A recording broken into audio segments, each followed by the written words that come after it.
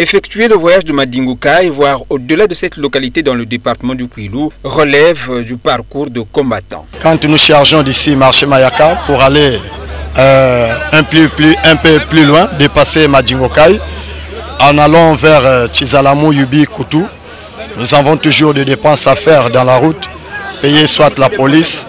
Les policiers, la manière qu'ils nous traitent, c'est pas comme ça. C'est pas comme ça. Moi j'ai dit ça au départ, même en Europe, il y a les taxis brousses. Partout dans le monde, là, il y a toujours des taxis brousses. Mais chez nous, ici, là, c'est bizarre. C'est mieux, ça veut dire quand tu vois les trucs de bleu-blanc là, ils se disent que c'est là où se trouve l'argent. Plus d'une cinquantaine de kilomètres à parcourir en 4 ou 5 heures à cause des tracasseries policières associées à cela, la détérioration de la voie à certains endroits. Pour couvrir tous ces taxes-là, on est obligé de surcharger soit la malle arrière par rapport au colis. On est obligé, nous transportons 7 personnes, on est obligé parfois, au lieu de 7, nous mettons parfois 8 pour qu'on puisse se retrouver un peu. Nous avons sur notre route, sur la voie de Madingokaï, nous avons seulement de petits taxis, là-bas nous n'avons pas de gros véhicules.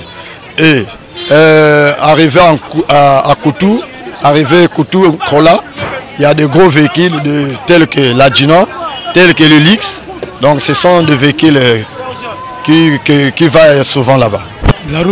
La route déjà, vous avez l'œil sur la ville. Allez-y seulement à Safoumou, vous allez voir. Après Safoumou là, vous allez voir comment est la route.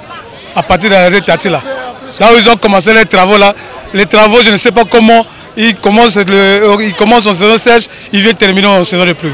De Madingokaï jusqu'à Koutou, là où il y a la société Situkola Potas, vraiment la voie est vraiment impraticable. Et surtout que là pendant la saison de pluie là, le véhicule peut quitter ici à Pointe-Noire à 10 h, arriver là-bas au moins dans les 18 h.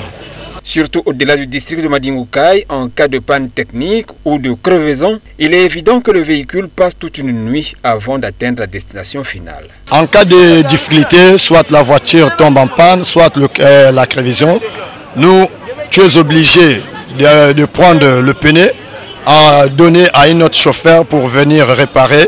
Et le chauffeur, le jour aussi, il fait 2 jours après pour rentrer au village. C'est le jour qu'il va te ramener la roue de secours. Ce cri de cœur des voyageurs sur cette route nationale numéro 5, longtemps lancé par les usagers, n'est toujours pas entendu selon ces témoins, lesquels réitèrent leurs doléances auprès des autorités compétentes pour que soit entretenue cette route nationale d'intérêt vital.